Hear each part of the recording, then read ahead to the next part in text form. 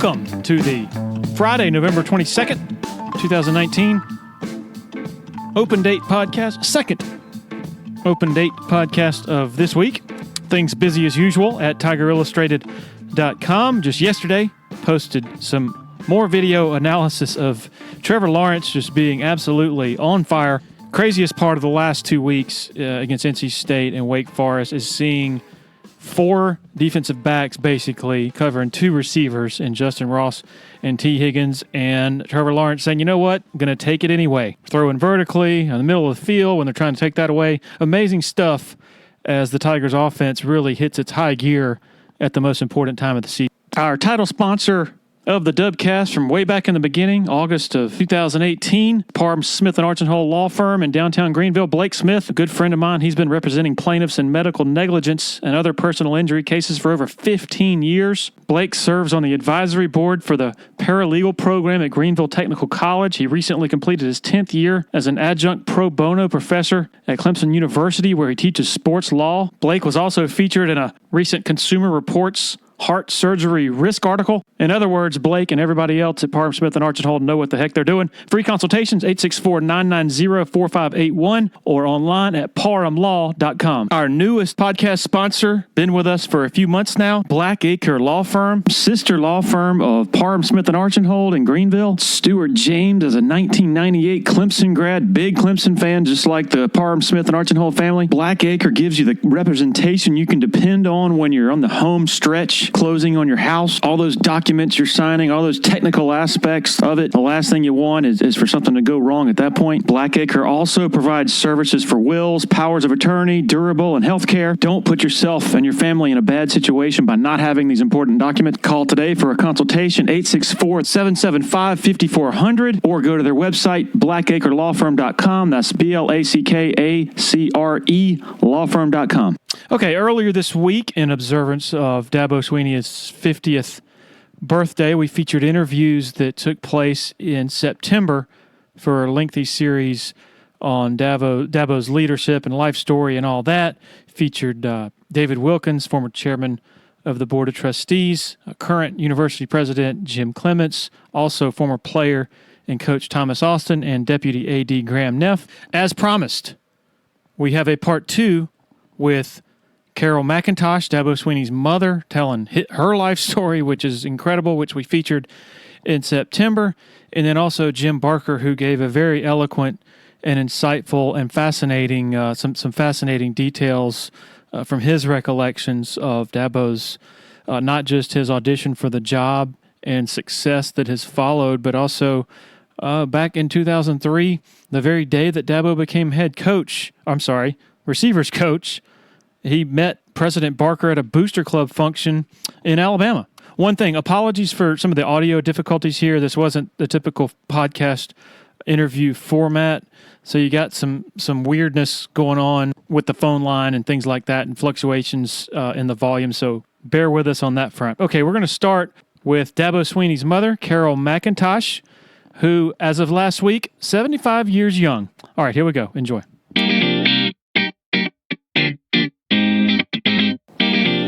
If you think about it, at such a young age, I was at risk in a lot of different ways because I was only 2 years old when I got sick and had to be separated from my mother and from all my siblings, and you know, I lived in this hospital, the rehabilitation hospital. And, you know, I think so many times that I was at risk because I could have, you know, there's so many things that could have happened to me. First of all, they didn't even think I was going to live,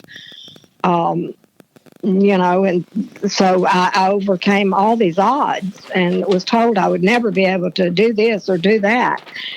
And it just, instead of just falling into that, I had such a will to live. And I remember my mom telling me that so many times.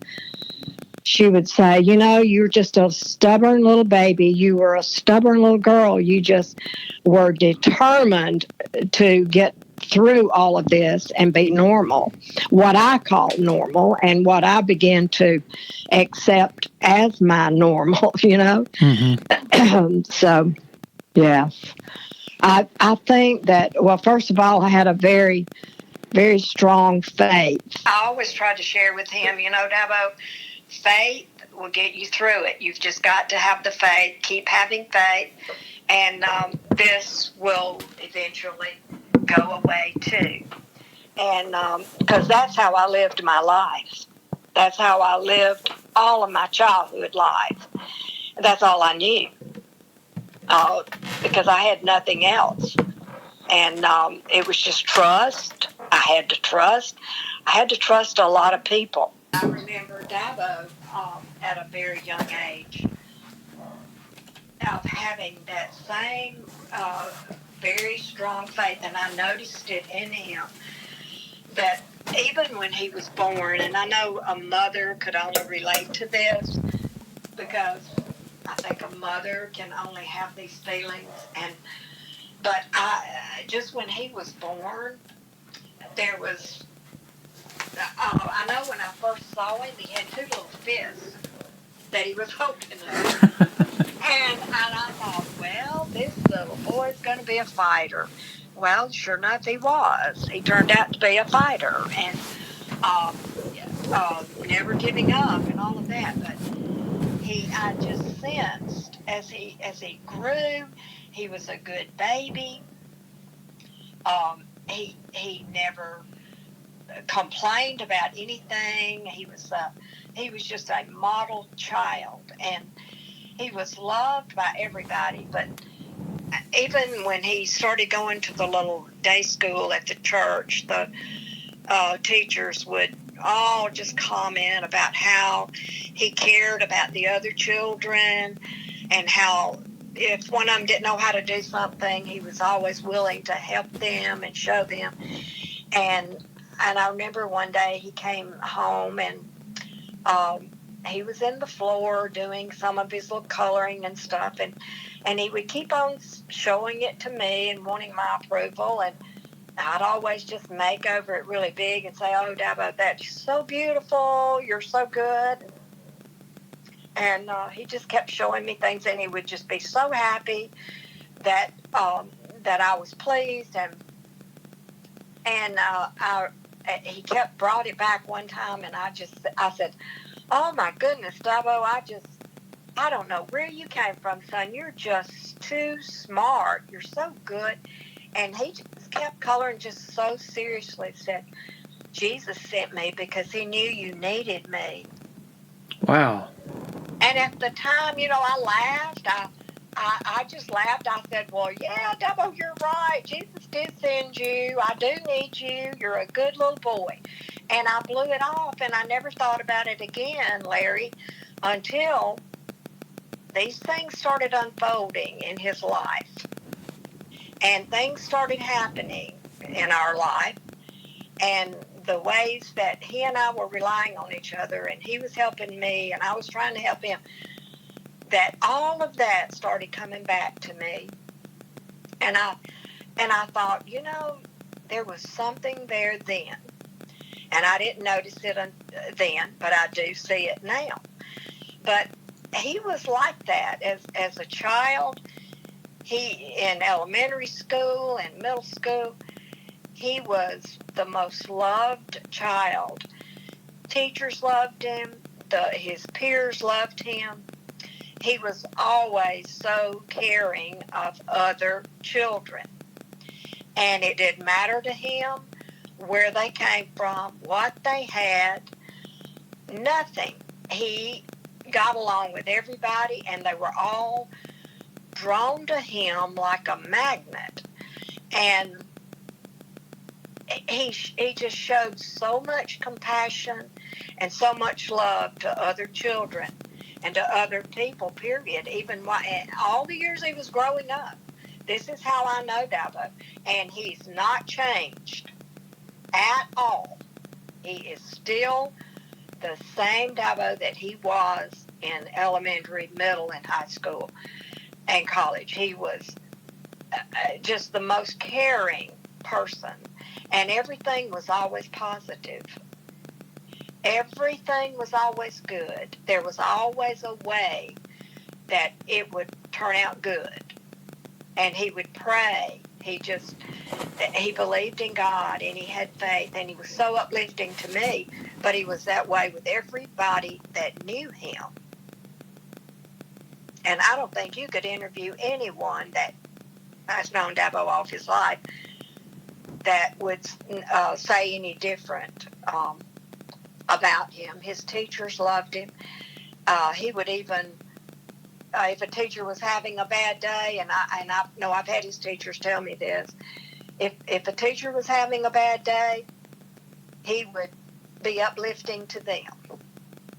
So this is not anything new, but I think it started, I think God, there was a spirit in him from the day he was born, Larry. It's amazing. It's amazing. I have to just stop, and sometimes I can't believe it. And I think, God, you did put this child here. This has been a special person, and he is continuing your work. And I just know that it's a God thing. I know that God's hands were on him the day he was born. I really do. When did he discover, like, what you had been through and just sort of the full magnitude of it?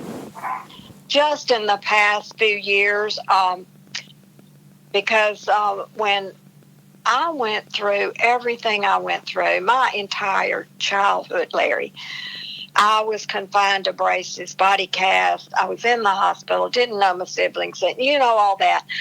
And so when all I could see in front of me during those times was, I want to do this, I want to do that, and this is my goal, and this is my goal. And one was when I got free, and that's how I felt about it. I would be free when I no longer had to be encased in metal braces or body casts. And I thought I could envision and dream of, I'm going to do this and I'm going to do that. And when they would tell me, well, you need to think about something else. I know the doctors would tell my mom, get her a piano, let her practice her hands and keep her hands and arms moving. And then that was fine. She did that. But when I first went to a public school in the ninth grade, that was I put my sights on, I'm going to be a majorette. If I can't be a cheerleader, then I'm going to be a majorette. So I started taking my mother bought me a little toy baton, and I would play with that thing and work with it and work my arms. And now, mind you, I know it's hard to believe, but I was paralyzed at one time, and I was in an iron lung. And it was years before I could even use my arms. And I still can't use my arms very well right now. I don't have much range of motion. But I didn't really go into all that I actually went through until a few years ago, and I thought, these boys and my grandsons really need to know my history, my childhood, and everything. So I made each one of my boys, I made a scrapbook, and it started out when I was a healthy baby, and then it went on all through my childhood until I had them. And so it told stories. I had pictures. I would write in there. I pointed out even to the window that my bed was in the hospital. And so that sort of thing. And the more we got to talking about it more, and I got to talking about it to my grandchildren. I said, y'all really need to know this before I'm gone, because otherwise you won't really know that much about my childhood. So they knew that I had been through some things, but they didn't know the extent of it. And, as young kids, you don't understand like she didn't live with her, she was separated from mom. They didn't understand all that. And so they were older when I began to share things. And I'm glad that I did. I wanted them all to know because they had no clue exactly what I went through. When was this that you decided to share that with them? Probably, it was about 6 years ago when I made these scrapbooks for all three of them.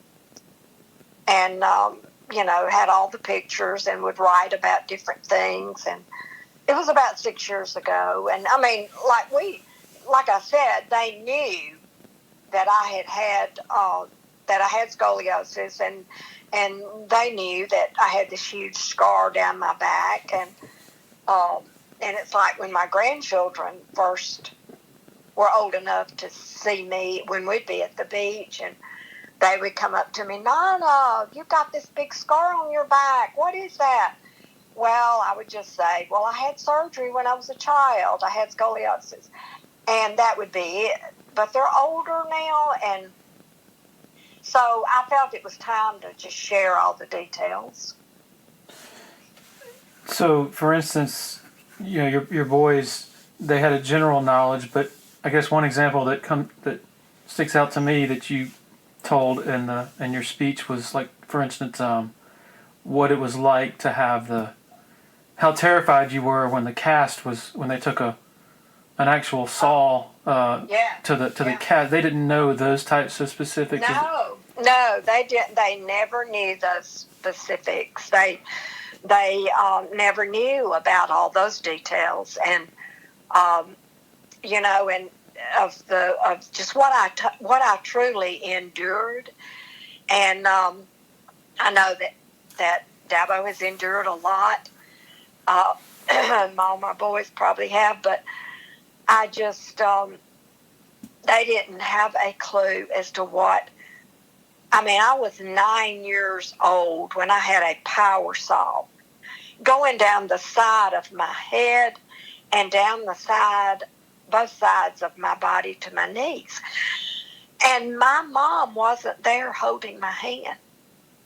I was in a casting room with just the doctors and the people that do this alone. Back then, you didn't have they didn't even allow children in the hospital. They had to be over 16. So I never, really got to see my siblings that much. But my mother could not come and just stay, come daily. There were 2 days a week that were visiting days. That was Wednesday afternoon and Sunday afternoon. And my boys never knew that I went through anything like that. But that's all I knew as a child. I saw my mother on Wednesdays and I saw my mother on Sunday. Periodically, I would get to go home for a weekend or something, if I could be managed. I know one time an ambulance service volunteered and donated their ambulance because I was in a full body cast.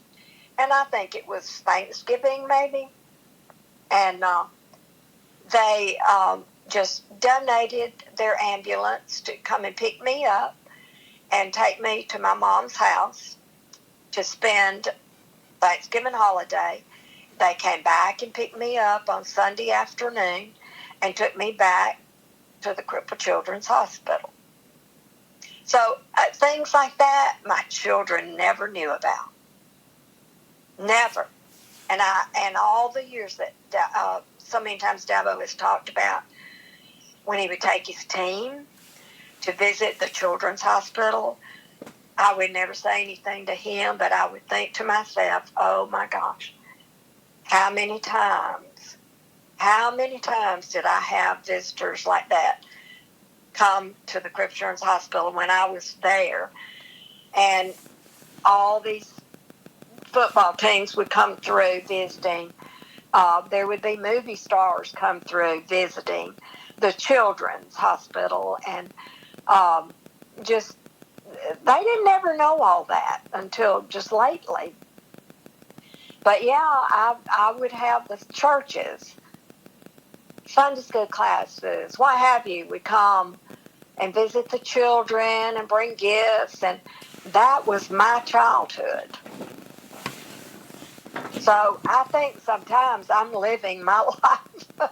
I'm living my childhood now by enjoying, and Dabo is he's living a life that I had always dreamed of, and I think, God, you're so good because you're blessing him, and through him, I'm getting all these blessings that I never had for so many years.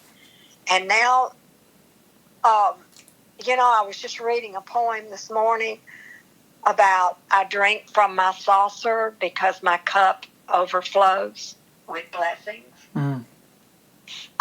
And that's just the way it is. I'm so blessed. God has blessed Dabo, and it's been that way all of his life. Through him, I have always been so blessed. God uses him, and but getting back to my childhood, that's what I grew up as a child doing and seeing, and so now I can really relate to when he takes his team to go visit these little children, and because some of them are there for a long time in these hospitals. Some of them are there for months.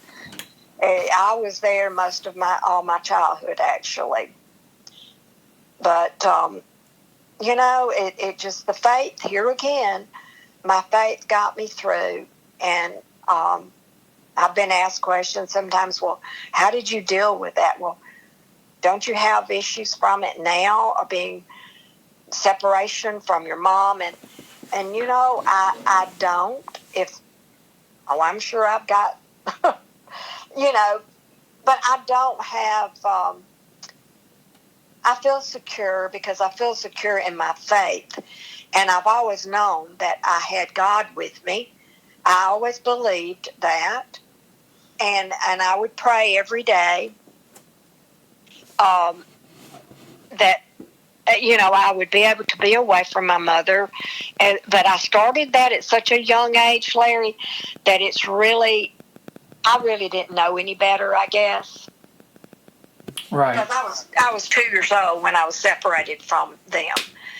Because I was in isolation for a while at first. Polio is very contagious. And so there was isolation. Then there was period of iron lung. And so then it was being moved over to the Cripple Children's Hospital. And two, I wanted to, when Dabo he has been so successful in football, he never knew how football had been such a part of my life, because the Monday morning quarterback club and football built the Cripple Children's Hospital that I spent my childhood in. And they would have a football game every Thanksgiving Day. It was called the Cripple Children's Clinic Hospital football game, and it would raise money for the hospital. So I was always very familiar with football, and I knew that football built that hospital.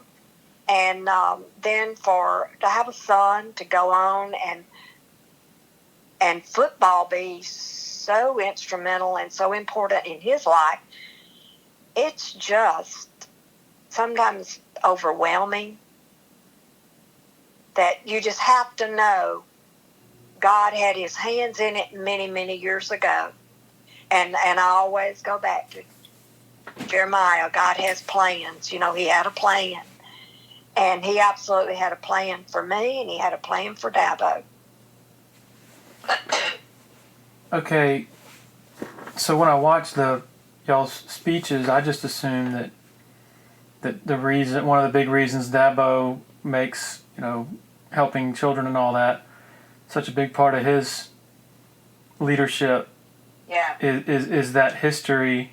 And so knowing now that he did not know that until a few years ago, I imagine that had to have been a powerful realization for him. Yeah. I guess I could ask him, but I'm just curious if it was like, just from your recollection of when, the revelation that football that supported you. Yeah. Way back when. Yeah, he was just taken with it too, and he was amazed by it, just like I am. He thought that was pretty unique and unbelievable, really, that football could be such a big thing in both of our lives. It was, an important thing in my life, and then, I was able to then go back and, being a majorette, was able to go and perform in that football game at one time after I was out of everything and out of that hospital. Then I was able to go back and march in that band that during that game after I got out of my braces and everything. My high school, we were in a part of the halftime stuff, and so I was able to go and do that, and I found that to be very exciting and just heartwarming that I was able to accomplish that. So initially the prognosis was, at best, you were going to be crippled for the rest of your life. Is that accurate? Yeah, that I would. Polio just, you have no muscle. It attacks the central nervous system. It attacks your muscles and nerves, and mine affected me. It affects your entire body. You have problems with it for the rest of your life. There is no cure. Once you have it, there is nothing that can be done. All you can do is the therapy, the maintaining, and just trying to keep going with what you have. There is a cure with a vaccine now, and that's these other countries really. It's still active in other countries, and but I think the Rotary Club is really big in getting those vaccines over there to them and educating the people on it. But once you have polio, it will affect a part of your body worse than others, but it basically affects your entire body. Mine, the worst part was from my waist up. My arms, my back, my upper torso. And that's why that I developed such severe scoliosis, is because of the weakening of the muscles. And so that's why I had to wear body braces and body cast until I basically stopped growing, because to hold my body straight. And I was, they just didn't think I would ever. I would never be able to use my arms that much, because at one time I had to take my left hand. It settled in my right arm and hand worse, and I would have to take my left hand and hold my right hand and lift it up to the chalkboard and kind of try to write with my left hand leading my right hand, because I didn't have the muscle to raise my arm up like that. And in fact, I was just at my neurologist yesterday, and I have to go every 6 months, and they check me out and just to see the strength, if I'm maintaining or what. And there's certain ways I can use my arms. There's certain ways I can't use them at all. Like I can maybe pull towards my body, but I can't push away. So it's different muscles. And it's just, and I will never, I've been that way since I was 2 years old, and I'll never be any different.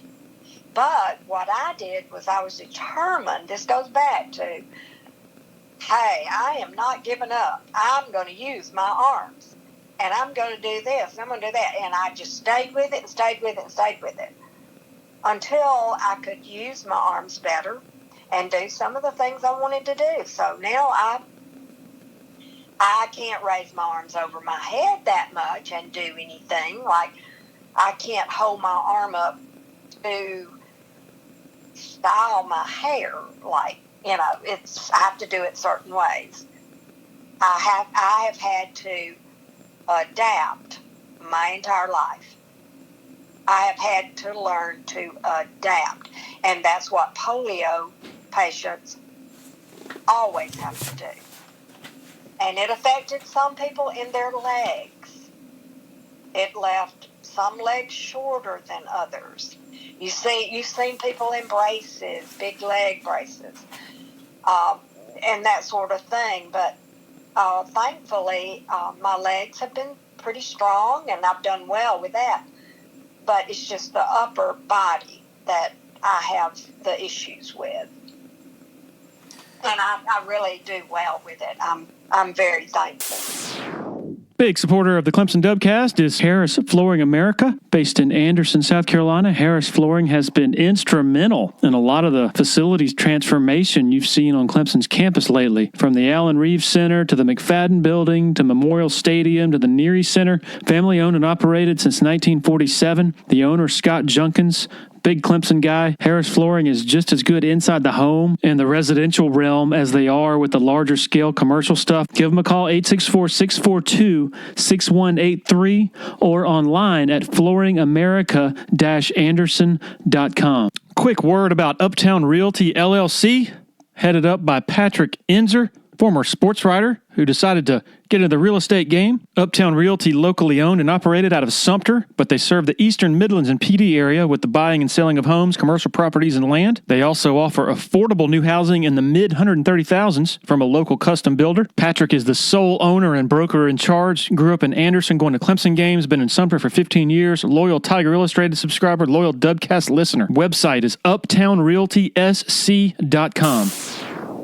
So if it would have struck you from the waist down, Well, I could have been the same thing with my legs. I could have been trying to work and use my legs, but most people that it affected them in their legs that bad were usually on crutches or they were in leg braces, and some were in wheelchairs. So when did you start walking?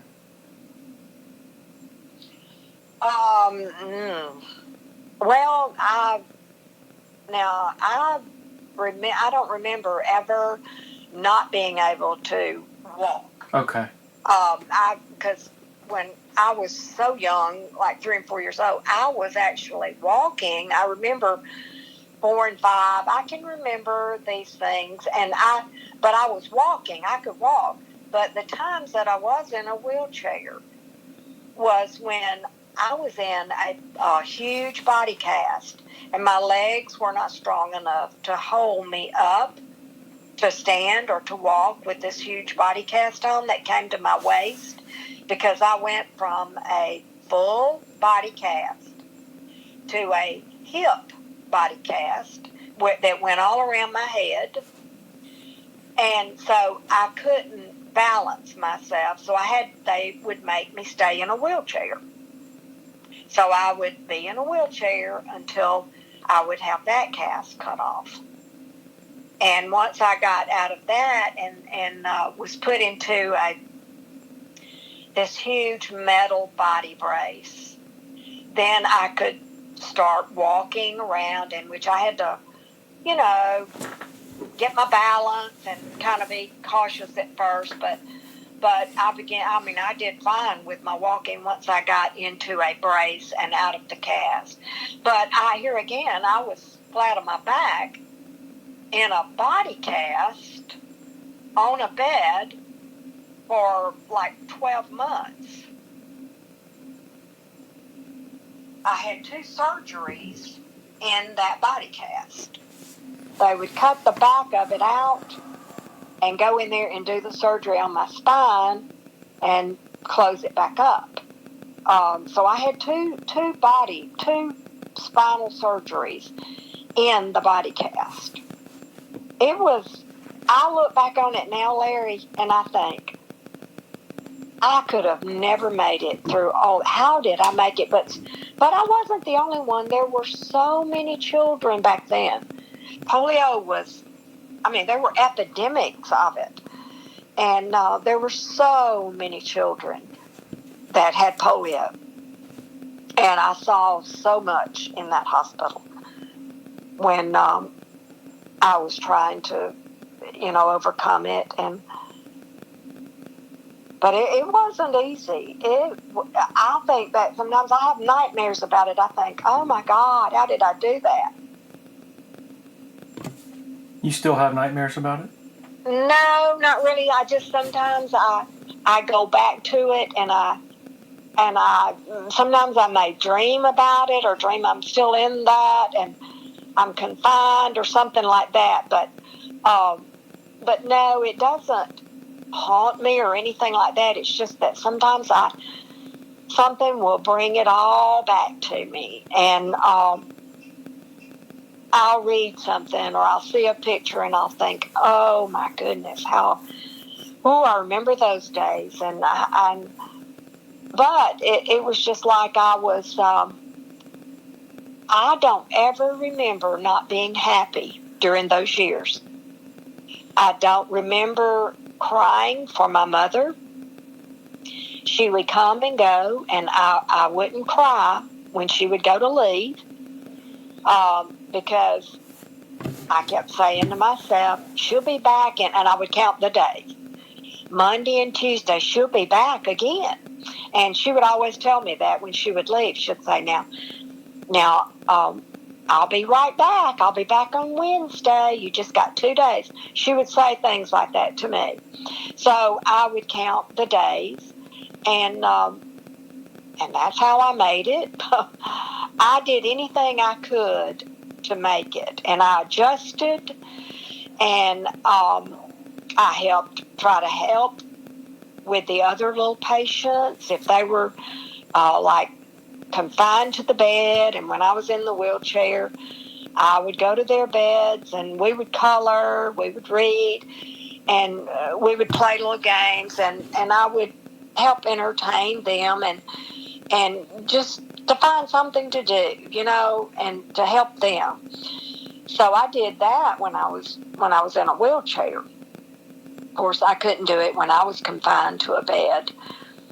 We were all of us little girls, we were in these huge white metal baby beds. They were baby beds, but they were white and they were metal. And mine was in a corner up by a window. I'll never forget it, on the 3rd floor. Mm. I know. I told Dabo one day, I said, honey, I know that hospital is not there anymore. It's part of UAB now. But I knew that hospital from the basement up to the 5th floor. And I knew what every floor was for. The 3rd floor, one end was for the girls and one end was for the boys.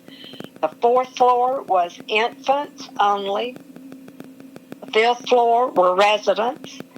The 1st floor were all the offices, and to the one end was for adult polio patients. And the basement was the casting room and the brace room, and where you would see the doctors. I know that hospital inside and out because I was there for many years. So it's pretty clear that Dabo got his optimism from you. Well, of course, I'd like to say that, but I think that he is an awful lot like me. I just see how I was as a child and growing up, and I see a lot of that in him now. And when I hear him speaking, I really see a lot of it in him. And I think he was born, I think that was kind of born into him. And he saw the toughness in me, and as he was growing up. And I think, here again, I just think God had his hands on him. He was special from day one, and he still is. He's never changed. Was your mother optimistic and a fighter? My mother was one of the toughest ladies I have ever known. And to have to leave your 2-year-old baby who is lifeless and not expected to live, have to just hand her over and leave her and go back home. And they were so certain that I probably was not going to make it. She goes back home and starts preparing to bury me. She bought a little burial policy and tried to get prepared for that and to get ready to bury me. And so, and she just said, all I can say is you were such a fighter. And the doctors told her that I fought with everything I had to live. And I did that all my childhood.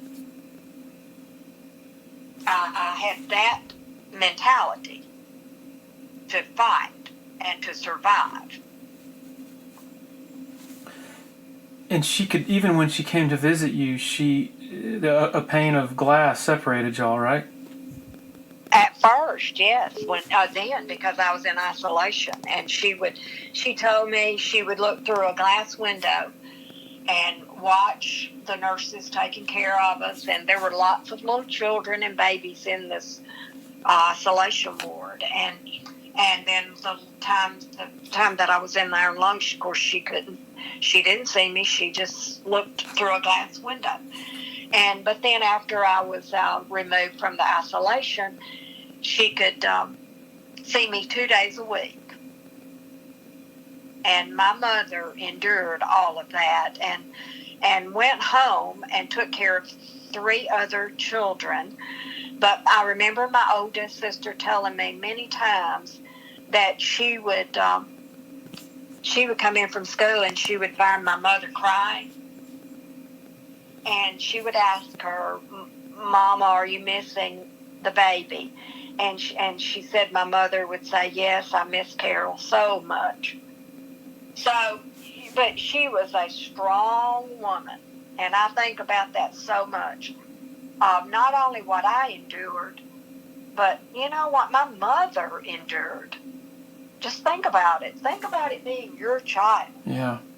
And I've thought about that so many times. If that had been one of my boys, how would I have dealt with it? And but I think also it helps the parent if the child is a strong child. And obviously I was a very strong child who accepted the situation very well, because I never put any guilt on my mother. And like I said, I never cried when she left me. And so she would leave feeling happy and feeling good, other than missing me when she got home. But I'm sure that as the days and months went by, she adjusted to me not being there. But she was a strong woman. My mother was a hard worker.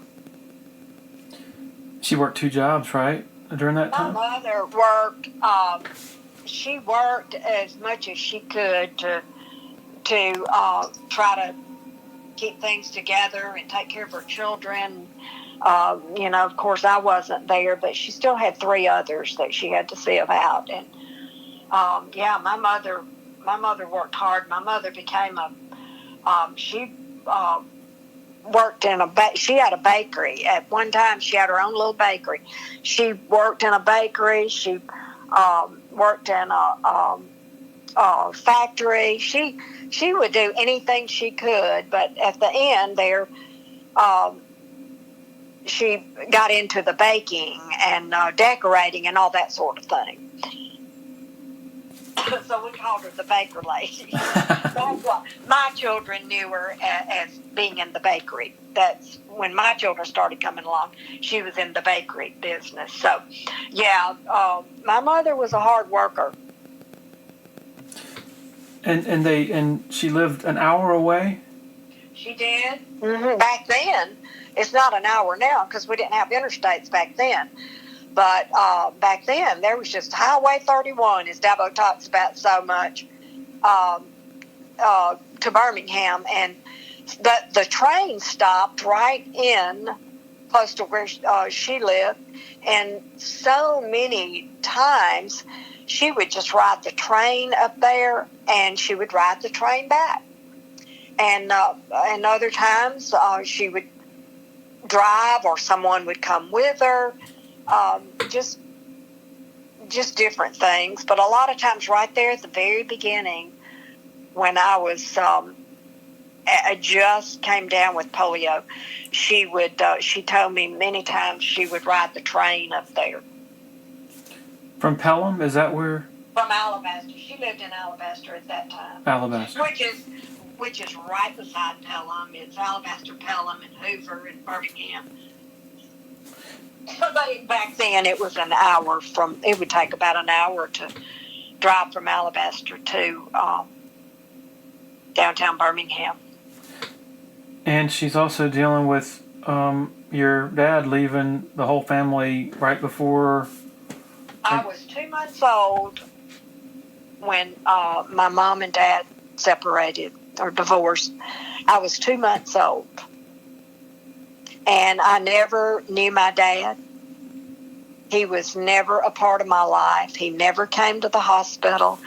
He never sent my mother money to help with anything. And I know on the days of my surgeries, my mother would sit at the hospital alone many times. And she would...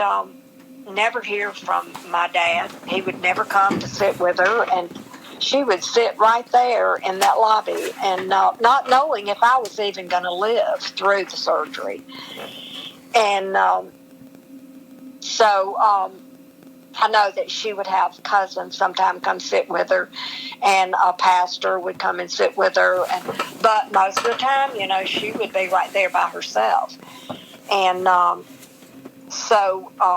but no, my dad was never a part of my life, but I never asked why. I never asked my mom, well, where's my dad? Well, why don't he give you money? Why doesn't he help us? Blah, blah, blah.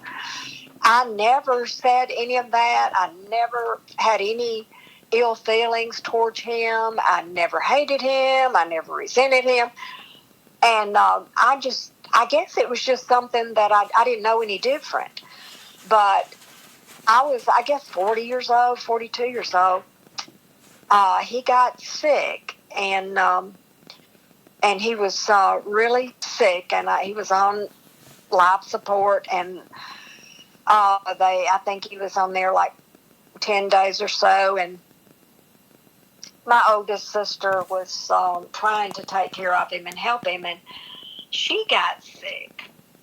And it just so happened, she called me and asked me would I go, that they were planning to take him off life support, and would I please go there and sit with him, that she was too sick to be there.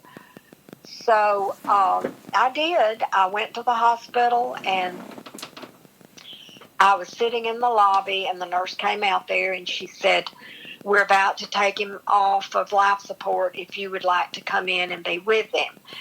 And I said, well, sure. And now I didn't know him, never had a relationship with him. And I had never been with anybody passing away, never. This was a new experience for me. And I just said, God, give me strength to do this. this is what I'm supposed to do. You have brought me here. And I went in there, and they took him off of life support, and I took his hand, and she said, now you can, if you want to talk to him or whatever.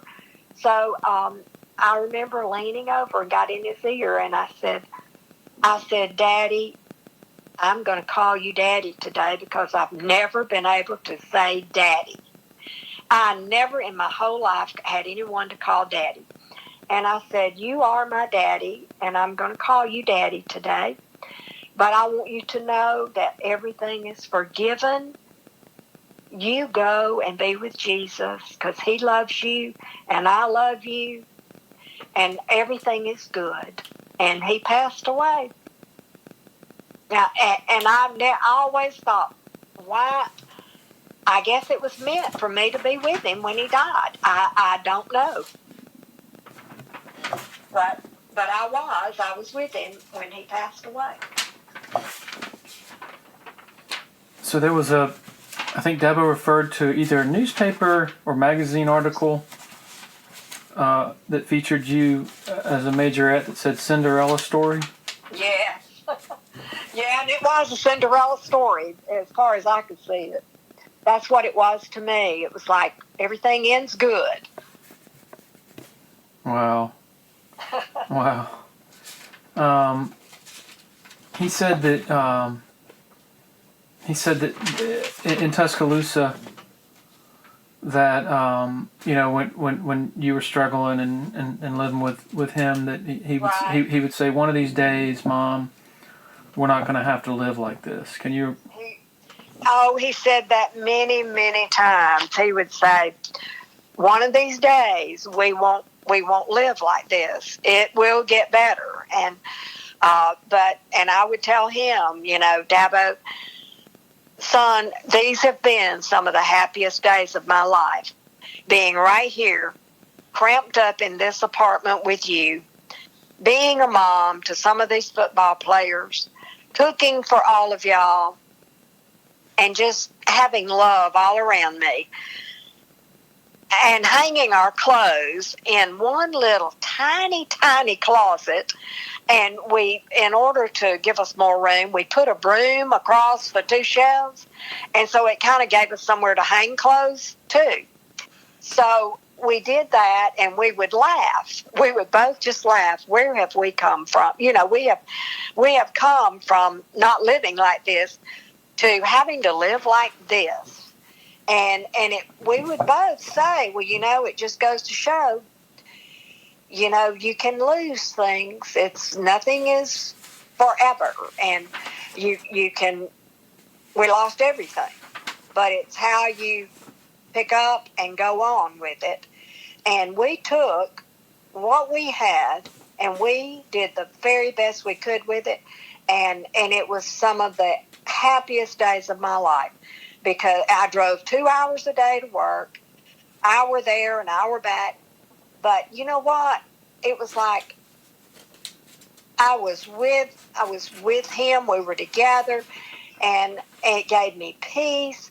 And we were happy. We were struggling, and we had nothing, but we were happy. And I believed him. I knew that. I told everybody. I used to tell everybody, well, someday it's going to be better, because I knew all Dabo's life that someday he was going to be famous. I didn't know what he was going to be. I had no idea. But from a young child, like the things he would say and do and how he was in middle school and high school and what have you, I knew that he was going to be somebody that every household would know his name.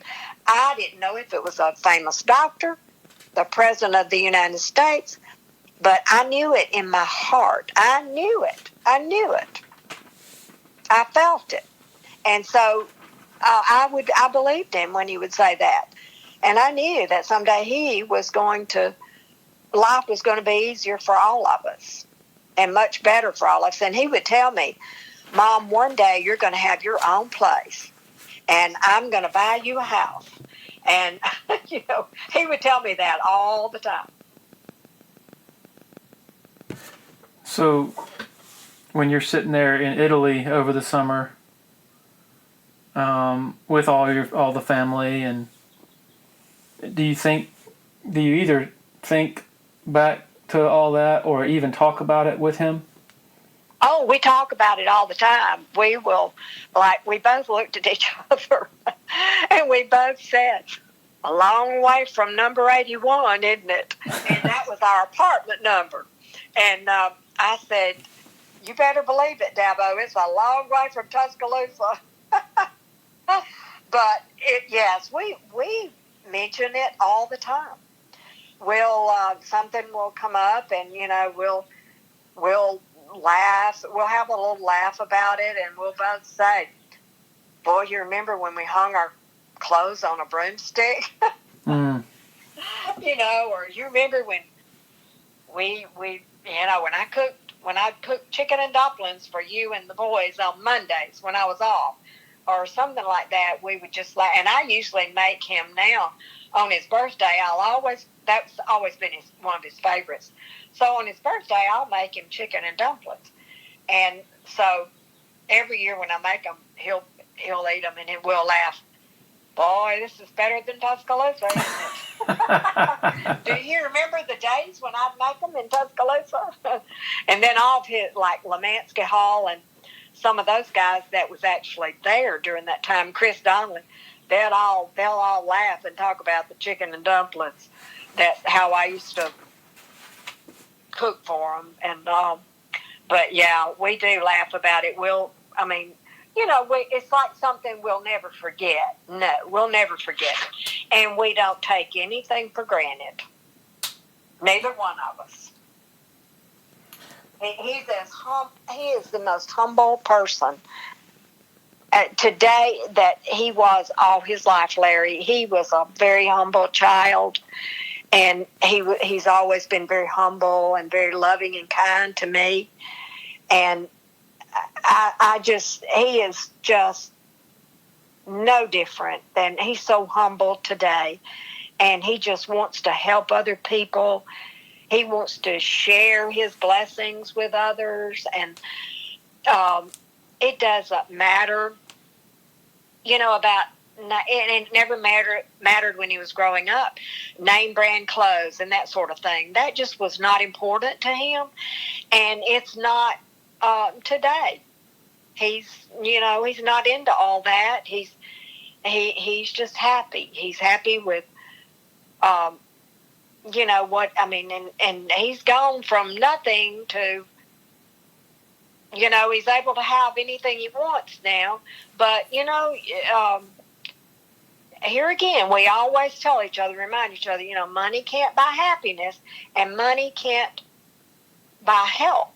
So we talk about that a lot too. We'll say, we're just blessed to have good health and able to do the things we can do. And I thank God every day that I'm able to travel and go to his ball games and watch him and watch my two grandsons, all three of them together. My goodness, Larry, how many people get to experience that? Mm. And it's just, God has blessed us so much. We are so blessed. Over the year we've been doing the Dubcast, we've developed a great relationship with the folks over at the Abernathy Boutique Hotel. In addition to being a great meeting spot for our interviews we conduct with local personalities, it's also a fantastic place to stay. The Abernathy is rolling out a loyalty savings program for 2019. After your third stay, you'll automatically be rewarded with an exclusive offer. It can be applied to future reservations for the remainder of the year. 15% off rooms, 15% off food and beverage at Taps Bar and Cafe. Learn more at theabernathy.com. If you run a business that conducts credit card transactions with customers, you got to learn about Tandem Payment. Credit Card Processing Company has offices throughout the Southeast, but the one in Greenville in the upstate, headed up by a 2005 Clemson grad. Tandem's technology allows business owners to offset their credit card processing costs by applying a small customer service charge to each sale they make. Tandem has an A+ rating with the Better Business Bureau and was awarded the Better Business Integrity Award in 2013. Check them out at tandempayment.com. And I do have breathing problems. I have to be very careful to not get pneumonia or bronchitis or that sort of thing. And because of my scoliosis, my lungs are very crowded and restricted from my spine. It pushes on my lungs, and it causes me be very short of breath. And I've had doctors tell me years and years ago that, Carol, just be thankful and grateful for what you have, and there may be a day come when you need this or you need that, and you may need something to help you breathe, and so yeah, and there was like, you may not live to be an old person, but I just, every year that clicks by, I go, well, God, we made it another year. And so, yeah, I think that I am so grateful and thankful for my health. My mother passed away at 79, and my sister, my oldest sister, passed away at 75, and then my other sister passed away at, I believe she was 74, or she may have been 75 also. But, and my brother passed away 2 years ago. And so I am the youngest of four. And I was the one that had this horrible disease. And, by the grace of God, I'm still here. Mm. And that's why I hear people complain about their birthdays, and they say, I don't tell people my birthday. I don't want people. And I just cringe when I hear that, and I think, oh, God, be thankful for your birthday. Be thankful you're still here to have another birthday. So, I just feel like I'm doing good, and I pray every day I can continue. I'll be 75 in November. Wow. So I have made it this far. And I hope and pray for many more years, of good health, and able to watch my grandsons now, because this has just been my life, and I love it, and I love watching them. I always loved watching my sons. So I hope and pray that I can continue to do this. The older I get, it seems like I think about it more, and I have so many people ask me so many times, well, Carol, how does it feel? Did you ever think? Could you ever imagine? Those kind of questions, And sometimes I really don't know how to answer them, but then again, I go, I'm really not shocked at anything Dabo accomplishes, because I've always known that he was going to accomplish a lot of big things in his life. I always knew that. So that doesn't really shock me a lot, because I just knew that that's what it was going to be like with him. Like I said, I didn't know in what field, but I think God has put him in a place where he can help other kids, help other families, or whatever. And he is such a humble, gracious person about it too. That's his love, and that's what makes him happy. Did your mother ever tell you that you were born with your fist balled up? She told me that I was a stubborn little fighter. She said, she didn't say anything about my fist, but she just said, you were a determined child. You had your thoughts, and, but now I was only with her for as a baby for 2 years. But she said those 2 years, she said I was very strong, and I was very determined, and she would say, you've always just been stubborn. Nobody could tell you no. And if something wouldn't work, you'd say, oh, yes, it will. Yes, it will. And see, Dabo's the same way. And I laugh every time I see him and I hear him say that. Oh, yes, it will. It'll work. Yeah. We'll just do this. We'll just do this. I can hear myself saying that. I've said that so many times throughout my life. Yeah. Somebody say, no, Carol, you can't do that. That's not going to work. I'd say, just watch me now. Just leave me alone. It will. Quite a story. It's quite a story. With this, it's just overwhelming how much I see in him every day. I see so much of me as a child, when I was a child, the way I would think and, determination and that sort of thing.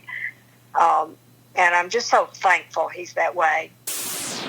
A great friend of the Clemson Dubcast and winner of the Clemson Area Chamber of Commerce Business of the Year Award, Founders Federal Credit Union. If you've been to a sporting event in Clemson, you've probably heard about Founders already. They are the official credit union partner of the Clemson Tigers, and all Clemson faculty, staff, and students are eligible for membership, as well as IPTAY members. Matt Gross is a proud Clemson alum and the vice president for the Clemson market for Founders Federal Credit Union. Membership at Founders has many benefits: great rates on loans and savings products, advice on investments and insurance products, and even a Clemson debit card available for any Founders member with a checking account. Founders Federal Credit Union is federally insured by the NCUA. And if you're in Clemson, stop by and see Matt and his staff, 680 Old Greenville Highway, Suite 300, right next to the Walmart Neighborhood Market.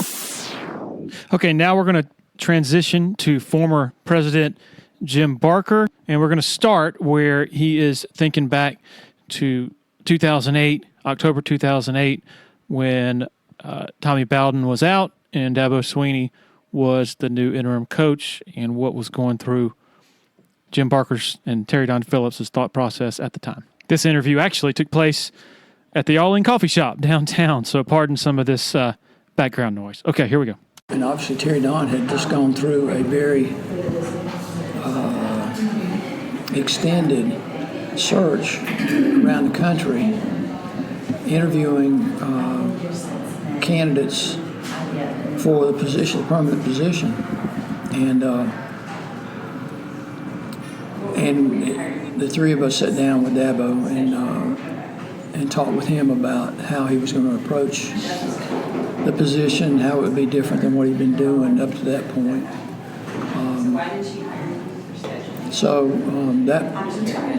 Those were the three, and that was what the occasion was, as best I can remember. Where was it? I think it may have been over at the Madron Center. And there was a board, it may have been connected with a board meeting. I don't know for sure about, but it was somewhere around the South Carolina game, one side or the other of that. I can't even remember that part. But it was a very impressive meeting that we had. Dabo had a whole other dimension to himself, at least as I recall it. He was thinking way beyond just trying to convince us about the decision we're about to make, about basically his vision and how he intended to do the things that he had just started to do, and where that was going to lead. It was pretty amazing. I've been through a lot of interviews. I'm not sure I came out thinking any one of them was in the same league with what Dabo had done. What do you remember? Any specifics from what he was? There was a lot of conversation. He had a notebook full of information that he had collected, that he believed in. There were policies, strategies, beliefs, potential additions to the staff, and the care he'd taken to find out information about these people. There was, I put it this way, I didn't have that kind of information when I was interviewed for president. It was very impressive, but it was not fluff. It was substance. And that's what made it so impressive. And there wasn't anything that was dramatically different than what he'd done up to that point, but you had a glimpse of what we had envisioned in about, 7 or 8 weeks or something like that in the middle of the season, and what that could bloom into as the next step. Now, in thinking about that, there were more steps even beyond that, but there was enough there to see what Clemson football could become and how it would get there. Not some pious hope. There were strategies and philosophies and depth to it. I mean, I couldn't believe that. I couldn't imagine he'd given that much. How did he do that in the middle of all of the season that he was preparing? When I was asked to serve as the 14th president of Clemson, I knew that we had a gap between athletics and academics. And we were still hurting from some of the sanctions we'd had from NCAA. The academic side of campus and the athletic side of campus, there was this gap. I think the gap was starting to close. I think Tommy Bowden helped us in some ways in that regard and built a little bit closer. But that gap was still there. And I thought that if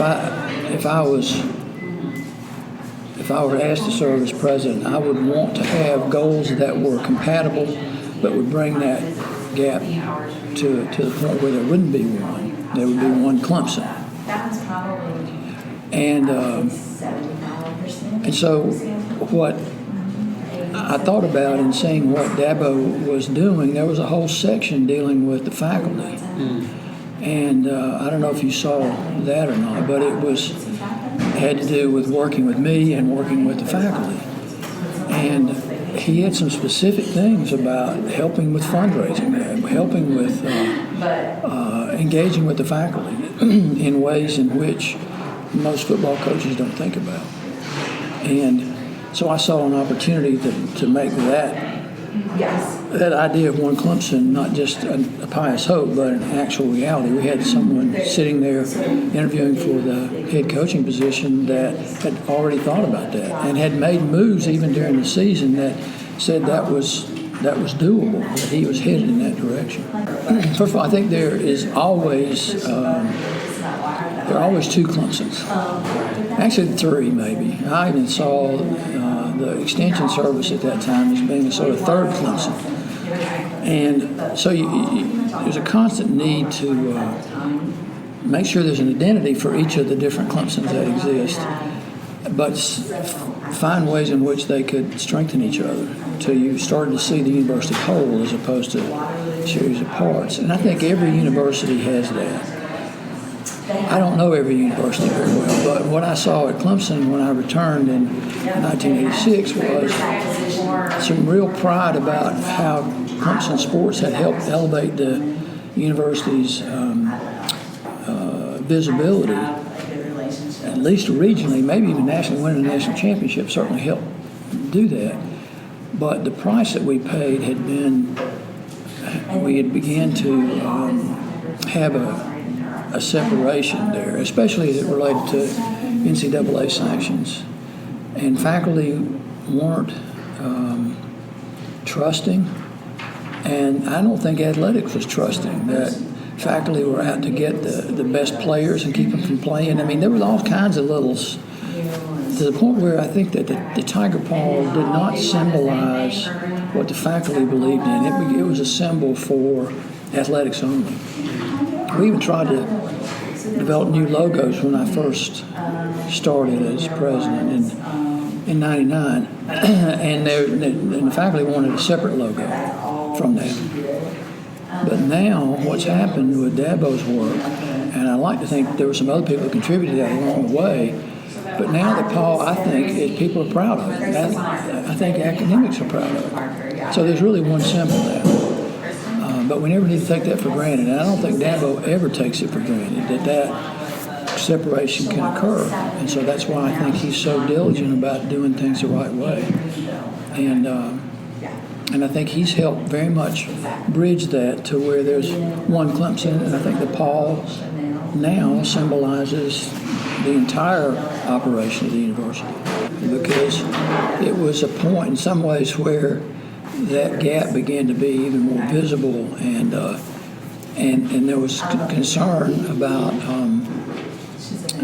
how admissions were going to be done. There was a process in place, and I was willing to take another fresh look at that because I wanted the playing field to be level. I didn't want it to be tilted as far as more challenging for Clemson, nor making it easier. I just wanted to make sure that it was level with other universities and how they were doing it. And so appointing Terry Don to chair it, co-chair it with Dory Helms, who was provost, and they worked really hard and I was getting good feedback on how open the communication was. And when the report came out, I think it was clear how we could actually accomplish what we wanted to accomplish. One of our goals was win another national championship.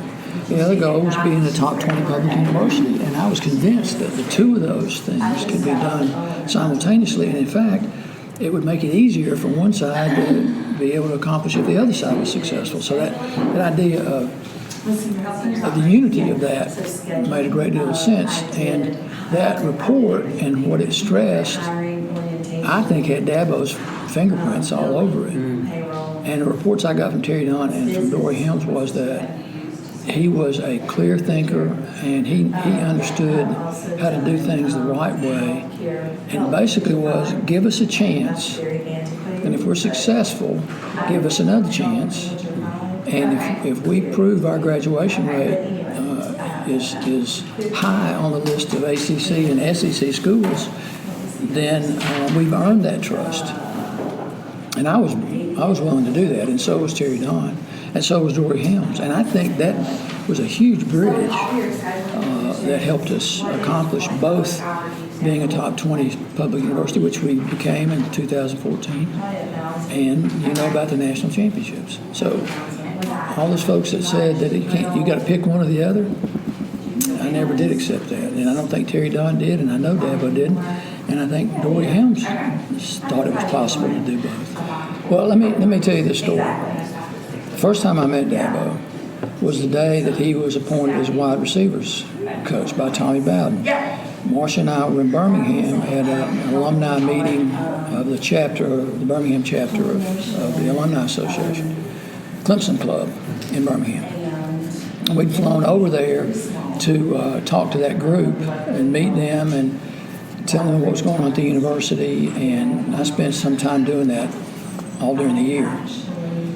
And there was this guy there that told me that he had just been appointed by Tommy Bowden to be the wide receivers coach, and told me his name, and I thought, that's an interesting name. Dabo was there? Yeah, he was there. Okay. So, but it was such an early thing. I guess Tommy had just said, well, the president's going to be there. You need to come and talk to that group also.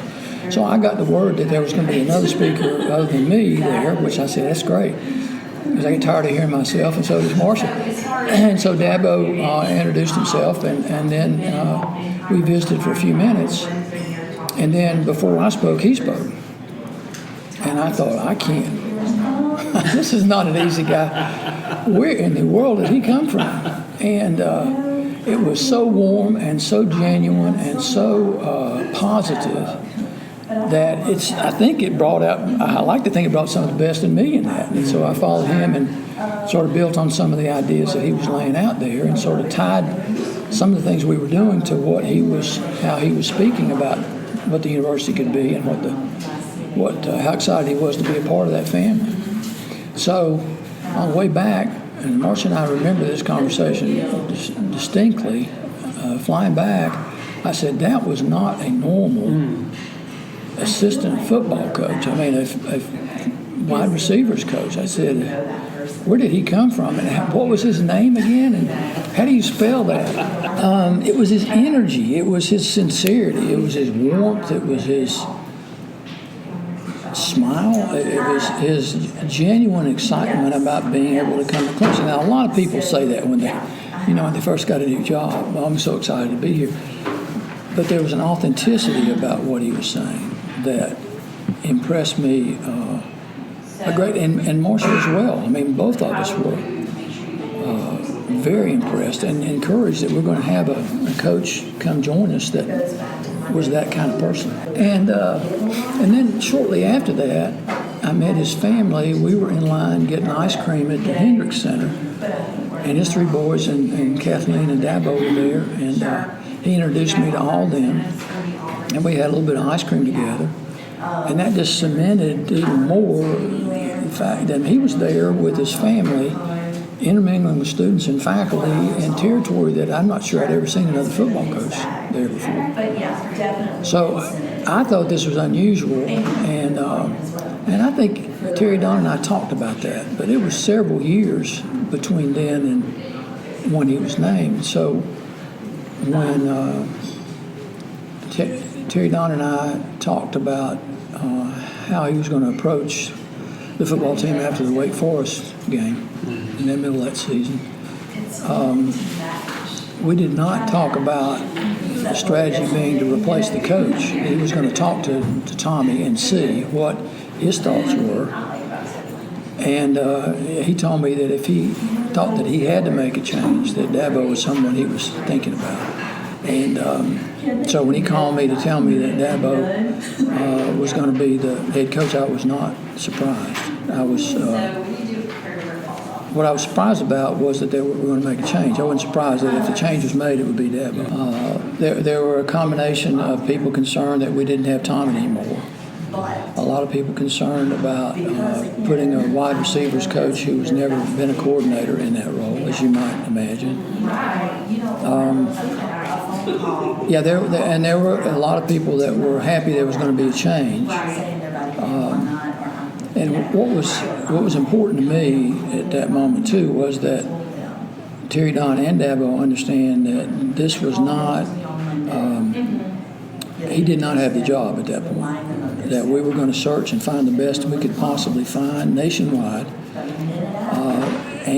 But he had a chance to. He would have a chance to interview, and he had the chance to prove what he could do during being an interim coach.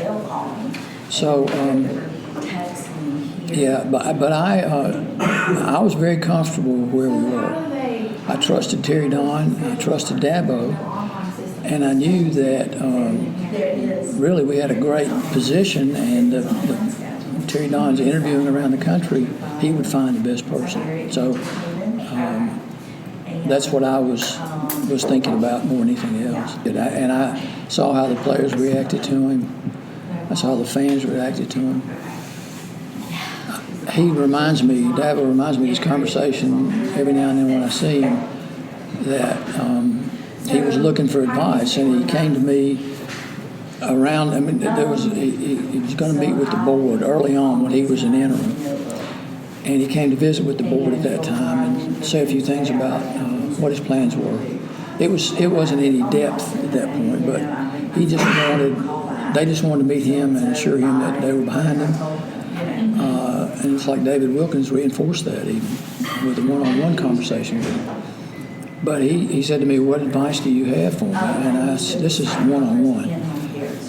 And I said, "You have Clemson instincts. Just trust your Clemson instincts, and you'll be fine." And he said, "That's what I've done." And I think he does. He's a Clemson person. He was there at that point. I think the thing that impressed me most that night in Birmingham where he spoke was that without even knowing it, he was a Clemson person. He was a Clemson person, and so all along the way, I think he was trusting his instincts, and I was trying to encourage him to do that. And he told me that was helpful. I knew that there was a great fit with Terry Don and with Dabo and Clemson. They were Clemson people.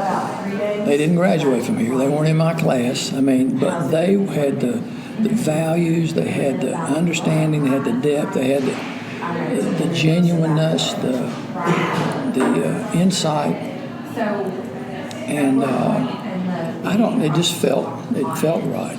It didn't take any of the pressure off, but it was. I don't think. By that time, I'd been in the president's office long enough to know that nothing really good comes easy. And this was going to be one of the harder moments, but I was convinced it was going to go steadily uphill from there. I cannot tell you that I thought that goal of reaching the national championship was going to happen that quickly. But they were Clemson people. They belonged there.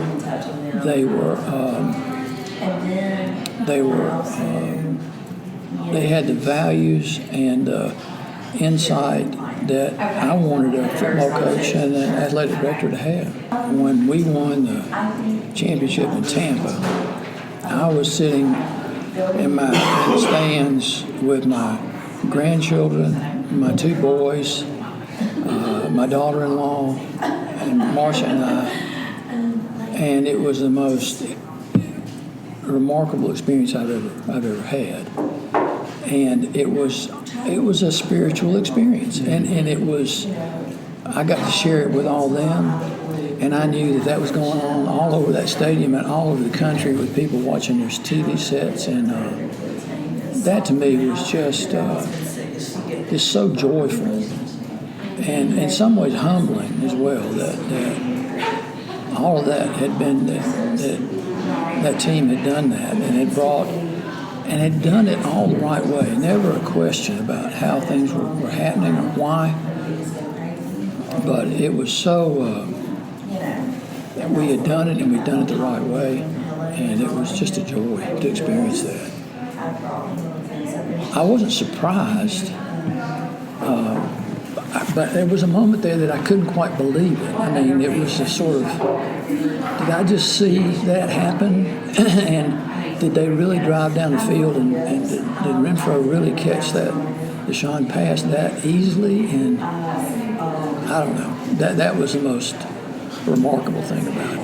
Yeah, the board didn't meet with him when he was the full board that I recall did not meet with him in terms of the interview to get the permanent position. But we did ask him to come. The board asked him to come and have a word with them about the new job that he had and how pleased they were and supportive they were going to be. Yeah, I remember that exactly. And I thought, there he is. He did it again.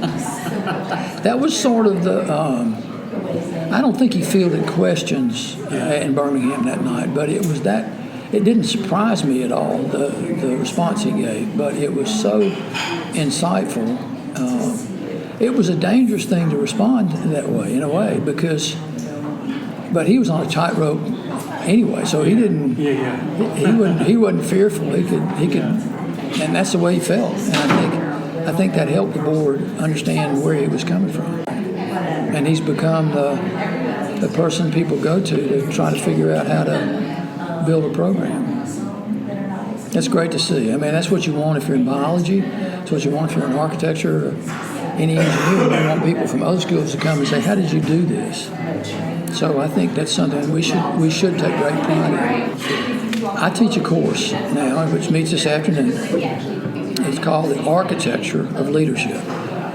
It is a course that my department chair, when I was her boss as president, convinced me to teach. I didn't want to teach it, but she convinced me that this was the way to use that 14 years of experience and help students understand what leadership at that level is. And the way I describe it is it's like designing a house. You start with a foundation, and what is the foundation of leadership? What's the equivalent of a column? What's the equivalent of a roof? What's the equivalent of ornament? And that course is one that she convinced me to teach. And you would be surprised at how often in our conversation, it's a seminar. It's a seminar of 12, 13 students. And we talk about examples of leadership, and we read about Martin Luther King and George Washington and Harriet Tubman and all sorts of leaders. And we don't read about Dabo, but it's amazing in those conversations how many times his name comes up, his example comes up. Now, these are students who are in graduate school, and many of them didn't go to Clemson undergraduate. So they are seeing around this campus and what they're reading, and part of their brain is tuned to leadership, and if they want to give an example of something, they will quote Dabo. It's a great thing to see. I've told him this. He's proud of it, but I'm not sure you can find many better examples than him that's right there with us that we can talk about and ask questions about. So it's a great thing to see. Okay, great stuff there from President Barker and Carol McIntosh. Really appreciate them taking the time to share their stories. A couple months ago, figured the occasion of Dabo's 50th birthday was the perfect time to sort of dig these up and present them to you in audio form. So I hope you enjoyed it. Really appreciate all of our sponsors of the podcast, including our title sponsor, Parham Smith and Archenhold Law Firm in downtown Greenville. Also, thanks so much to all of you for making this a part of your listening routine. Have a great weekend, everyone, and we'll be back next week. Cheers.